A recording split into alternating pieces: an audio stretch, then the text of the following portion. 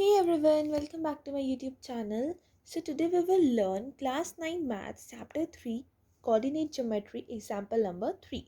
We have completed exercise 3.2 and example 1 and 2 and now we will do example 3 that is very easy and that says कि कुछ points locate करने हैं Cartesian plane पे। Cartesian plane पे कैसे points locate करते हैं हम अच्छे से सीख चुके हैं। वैसे तो किस में सीखे हैं? Introduction to coordinate geometry. इस वीडियो को ज़रूर देखना, इस चैप्टर को करने से पहले बहुत इंपॉर्टेंट वीडियो है। उसे देखे बिना आप कुछ नहीं कर सकते। वो वीडियो ज़रूर देखना तो आपको अच्छे से समझ में आ जाएगा। फिर भी हम इस वीडियो में एक बार और समझेंगे, लेकिन उस वीडियो को देखोगे तो वो आपके लिए ज़्यादा हेल्पफुल रहेगी। ठीक है, तो चलो अब इन्होंने कुछ पॉइंट्स हमें लोकेट करने को कहा है कार्टेशियन प्लेन पे। उसके लिए हमें सबसे पहले कार्टेशियन प्लेन को क्या करना है? ड्रॉ करना है। ठीक है, उसे ड्रॉ करते हैं।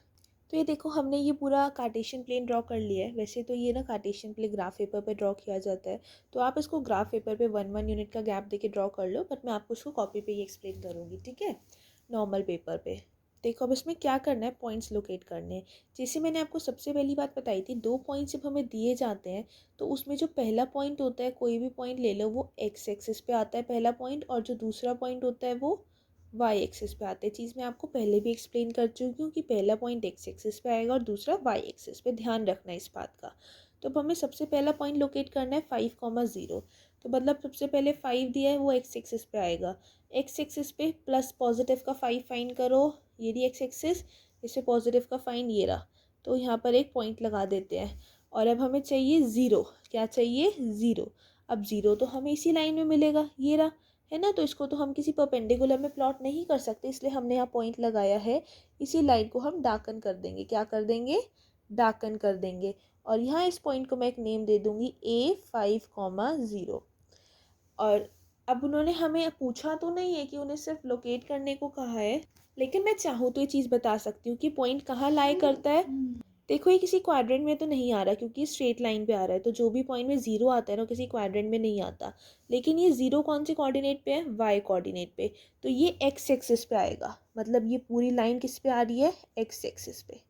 ये किसी क्वाड्रेंट में नहीं आते, एक्सिस में आते हैं। तो जब ज़ीरो वाई कोऑर्डिनेट पे होगा तो मतलब एक्सिस एक्स होगी, और जब ज़ीरो एक्स कोऑर्डिनेट पे होगा तो मतलब एक्सिस वाई होगी। इस चीज़ को ध्यान रखना, ठीक है। तो अभी यहाँ पे ज़ीरो कौन सी एक्सिस पे था? वाई एक्सिस पे। तो हमारी कोऑर्डिनेट क्या होगी? X axis. Zero Y axis पे क्यों था? क्योंकि वाई एक्सिस बाद में आती है और 5 पहले था, तो 5 एक्स पे आया, और वाई बाद में आती है, तो मतलब ज़ीरो ऑब्वियसली वाई पे ही आएगा। ठीक है, तो इसको हमने ऐसे मार्क कर दिया। अब दूसरा नंबर जो हमें प्लॉट करना वो है 0,5। वो ही चीज़ हो गई 0,5। लेकिन ध्यान रखने वाली बात क्या है, यहाँ ज़ीरो किस में आएगा? एक्स एक्सिस पे, और 5 किस में जाएगा? वाई एक्सिस पे, क्योंकि ज़ीरो पहले आ रहा है। तो ज़ीरो ये रहा, और इससे ले जाओ 5 तक अच्छी सी लाइन खींच दो डार्क कर करके। ये आ गई 5 एक्सिस, यहाँ लगा हुआ एक पॉइंट, यहाँ आप लिखो बी 0,5। क्या लिख देंगे हम? 0,5। 5 ऊपर क्यों गया वाई एक्सिस पे? क्योंकि पहले हमारा एक्स एक्सिस आएगा फिर वाई एक्सिस, और 5 किस पे जा रहा है? वाई एक्सिस पे, और 5 की पॉजिटिव यहीं निकलती है स्ट्रेट लाइन पे। तो इसको भी हमने प्लॉट कर दिया। थर्ड है 2,5। 2,5 के अकॉर्डिंग सबसे पहले कौन सा नंबर प्लॉट, कौन सी एक्सिस पे आएगा? 2 एक्स पे, और 5 आएगा वाई पे।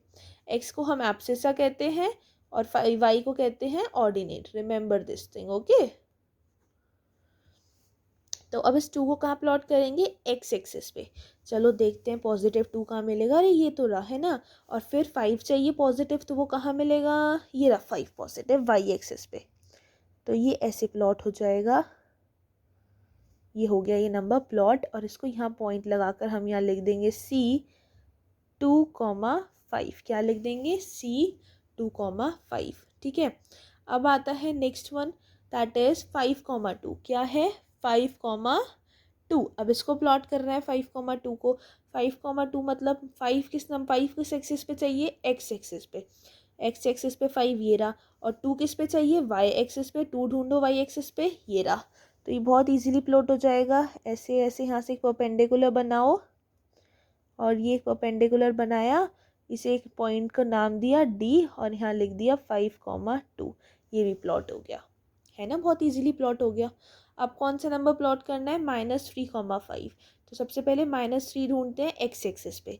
एक्स एक्सिस पे -3 कहाँ है? ये रहा। और 5 कहाँ है वाई एक्सिस पे, अरे ये रहा।